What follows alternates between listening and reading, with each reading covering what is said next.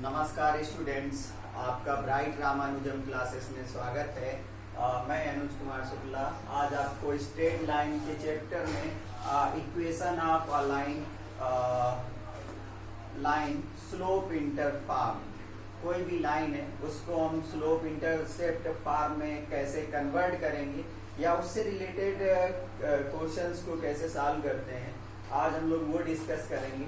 तो बच्चों, जिन लोगों ने अभी तक मेरे चैनल को सब्सक्राइब नहीं किया है, बेल आइकन को नहीं प्रेस किया है और लाइक नहीं किया है, तो प्लीज़ ऐसा कर लें, मेरे ऊपर एक एहसान कर दें, जिससे मुझे मोटिवेशन मिलेगा और आपको नए नए वीडियोस आगे मिलते रहेंगे। तो चलिए, स्लोप इंटरसेप्ट फॉर्म, अगर हमें फाइंड करना है equation of line, equation of a line whose slope is m। कोई लाइन है जिसका स्लोप m है and cuts c intercept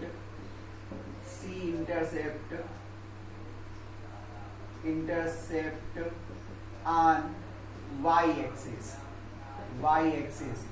axis पे इंटरसेप्शन कितना हुआ है, c हुआ है, और जिसकी स्लोप कितनी है, m है, उसका हमें इक्वेशन फाइंड करना है। तो बच्चों, क्या कंडीशंस हो सकती हैं? एक तो कंडीशन ये हो सकती है कि यहाँ पर कोई लाइन है जो कि y एक्सिस पे ये कट कर रही है। यहाँ पर y एक्सिस पे ये इंटरसेक्शन है, ये ओरिजिन है, यहाँ पर इस लाइन ने ये इतना कट किया है, c इंटरसेप्ट किया है और इसका स्लोप गिवन है, इस लाइन का स्लोप गिवन है। तो हम लोग इस लाइन का इक्वेशन फाइंड करेंगे। हमें पता है कि इक्वेशन ऑफ लाइन वो slope is m and passing from the point x1 y1 is y minus y1 equal to m x minus x1। अगर हमें ये बेसिक फार्मूला पता है तो हम इस क्वेश्चन को सॉल्व कर पाएंगे, स्लोप इंटरसेप्ट फॉर्म में इसको हम कन्वर्ट कर पाएंगे। तो बच्चों, ओरिजिन से इसकी डिस्टेंस क्या है, c है, ओरिजिन से इसकी डिस्टेंस c है। तो इसको, इस पॉइंट को हम लोग लिख सकते हैं, क्योंकि x का जो x है वो 0 है और y c है, तो ये पॉइंट हो गया 0, c। अब 0, c एक लाइन है, उस लाइन पे वो पॉइंट है 0, c, तो हम इसको x1, y1 लेट कर लें।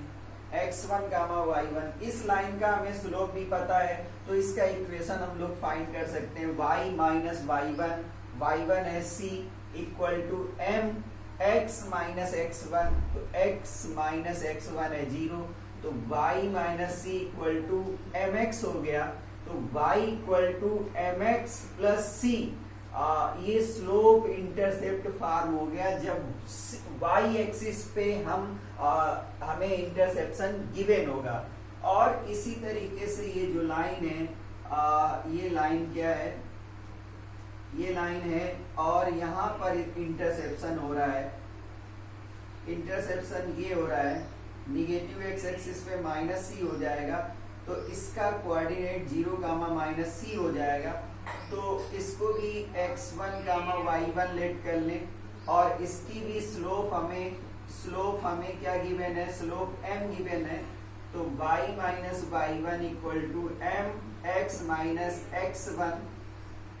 तो इस तरीके से y minus 0 equal to m x minus, यहाँ पर क्या हो रहा है कि c जो है माइनस का है, सॉरी एक मिस्टेक, यहाँ पर y minus y1, y minus c, क्योंकि नीचे की तरफ इंटरसेप्शन होगा है, निगेटिव है, और निगेटिव है तो पॉइंट भी निगेटिव होगा 0, माइनस c।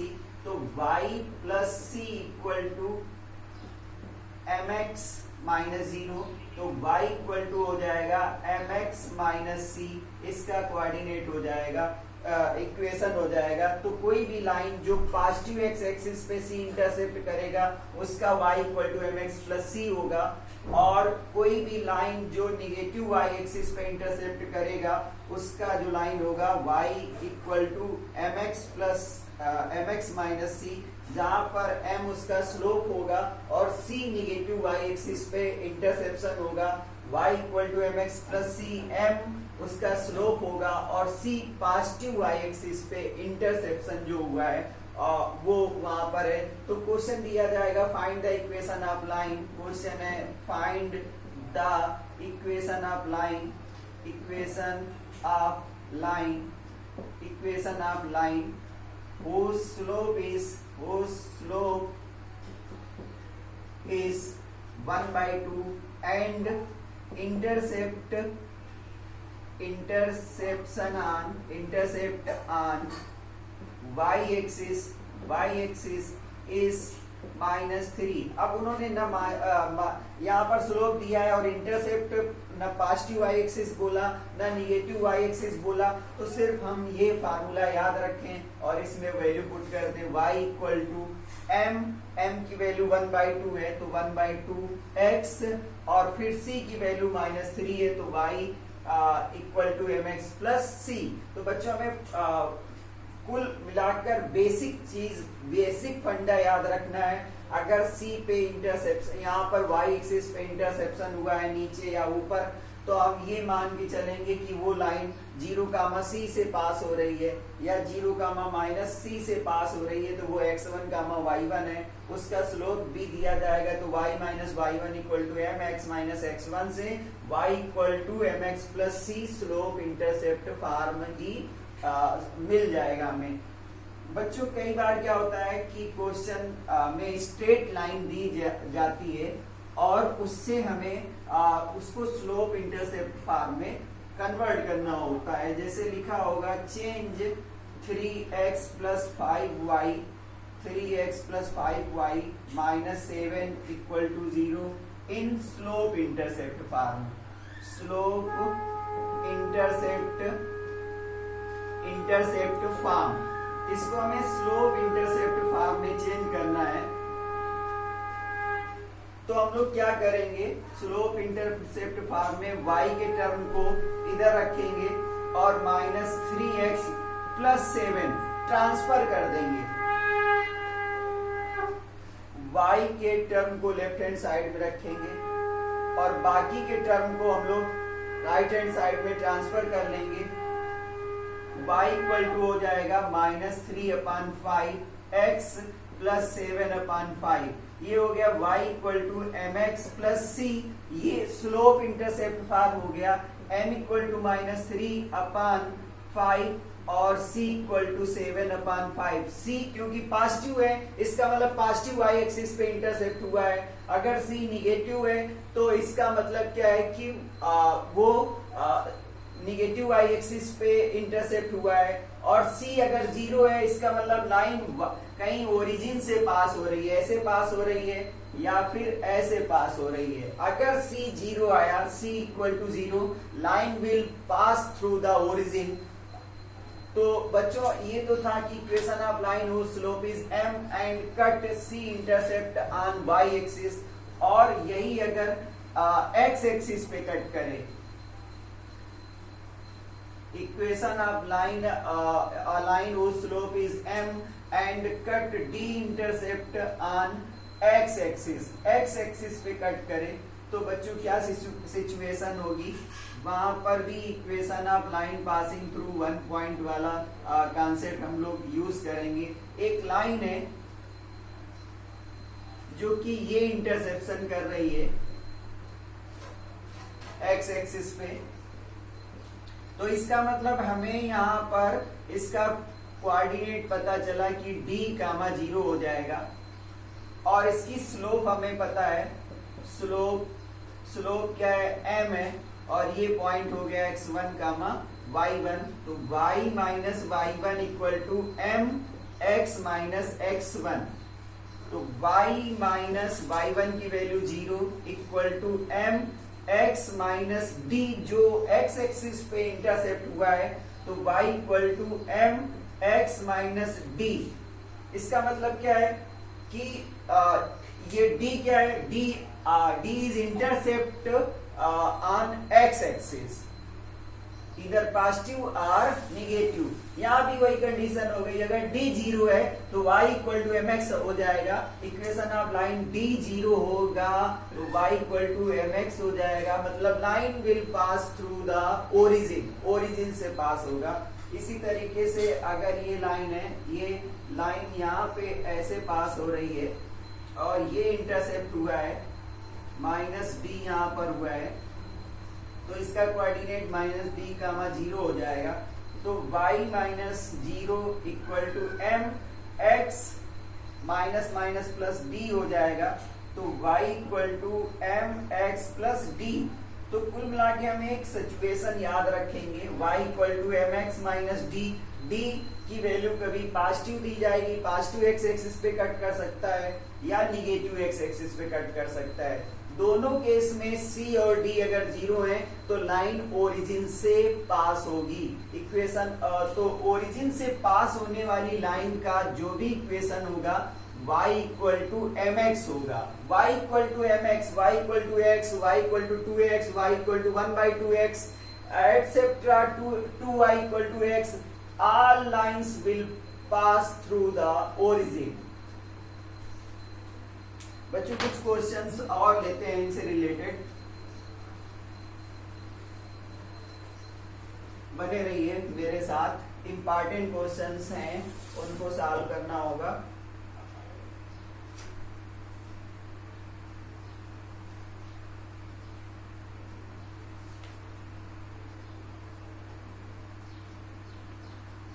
बच्चों क्वेश्चन है, find the equation of line which is passes through। Question है find the equation of line, equation of line, equation of line passing through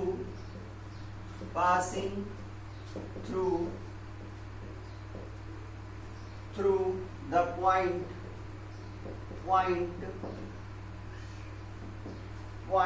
2, -5 and parallel to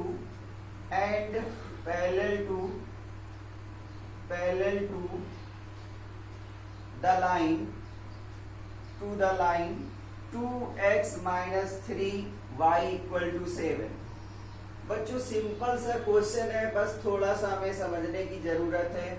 हमें एक line दी गई है, उस line का equation है 2x minus 3y equal to 7। ये line given है, ये गिवन लाइन है, और एक लाइन का इक्वेशन हमें फाइंड करना है जो कि 2 -5 से पास हो रही है, x1 y1 उसका दिया गया है। और बच्चों क्या कहा गया है कि दोनों लाइन पैरेलल है, मतलब अगर हम इसकी स्लोप m1 ले लें तो इसकी स्लोप m2 हो जाएगी। तो m1 और m2 इक्वल हो जाएगा, क्योंकि हमें पता है कि slope of parallel lines equal होते हैं। तो हम लोग को पता है कि इसकी स्लोप निकालना है। इसकी slope m1 equal to coefficient of x minus coefficient of x upon coefficient of y, तो -3, तो 2/3 इसकी स्लोप है। स्लोप निकालने का क्या फार्मूला था, minus coefficient of x upon coefficient of y। तो इनका दोनों का स्लोप क्या हो गया, सेम हो गया 2/3। अब हमें रिक्वायर्ड इक्वेशन क्या हो जाएगी, रिक्वायर्ड इक्वेशन, हमें जो इक्वेशन चाहिए उसके लिए हम लोग फार्मूला अप्लाई करेंगे y minus y1 equal to m x minus x1। x1 y1 यहां से लिया जाएगा, तो y minus y1 y minus -5 equal to m is 2/3, x minus x1 is 2। अब इसको हम लोग सॉल्व कर लेंगे। 3 into y plus 5 equal to 2 into x minus 2, और सिंप्लीफाई कर लेंगे, सबको ट्रांसफर कर देंगे लेफ्ट हैंड साइड में, तो इसका ये सोल्यूशन हो गया। बच्चों इसी तरीके से दूसरा क्वेश्चन है, find the equation of line passing through equation of line whose y intercept is -3।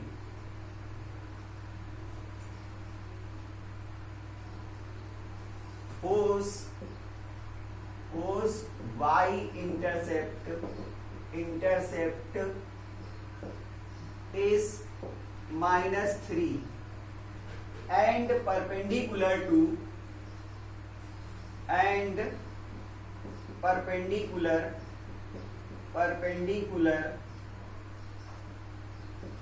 the line 3x minus 2y plus 5 equal to 0। पहले बच्चों उसका इनपुट हम पता कर लें कि इनपुट क्या है और आउटपुट क्या करना है। हमें एक लाइन गिवन है और उसका इक्वेशन पता है 3x minus 2y plus 5 equal to 0।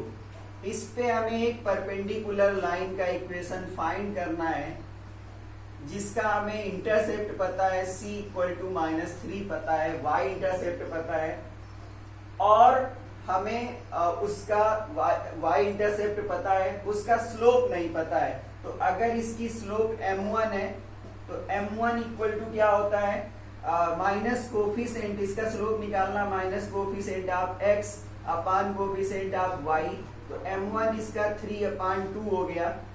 और अगर इसका स्लोप m2 है और ये फाइंड करना है, इसके लिए कंडीशन ये है कि दोनों लाइन परपेंडिकुलर हैं। परपेंडिकुलर है मतलब m1 into m2 equal to -1 हो जाएगा। परपेंडिकुलर लाइंस का के लिए कंडीशन होती है m1 into m2 equal to -1, तो m2 इक्वल टू हो जाएगा -1/m1। तो मतलब जो भी वैल्यू m1 की आई है उसको रेसिप्रोकेट कर दो विद द साइन, तो यहाँ पर -2/3 हो गया। अब जो लाइन फाइंड करनी थी वो y equal to mx plus c उसका इक्वेशन होता है क्योंकि c y इंटरसेप्ट है और y इक्वल टू -2/3x और -3 स्लोप इंटरसेप्ट था। तो इस तरीके से हम लोग किसी भी इक्वेशन को फाइंड कर सकते हैं, किसी भी लाइन का इक्वेशन फाइंड कर सकते हैं। बस हमें बेसिक्स पता होनी चाहिए और अब तक मैंने कई बेसिक्स यहाँ पर एक्सप्लेन किए हुए हैं।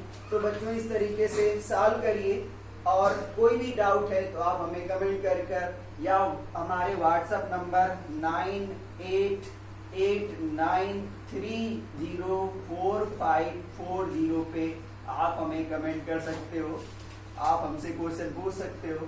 तो बच्चों अभी तक जिसने भी मेरे चैनल को सब्सक्राइब नहीं किया है तो लाइक, सब्सक्राइब और बेल आइकन को प्रेस कर दो। Thank you.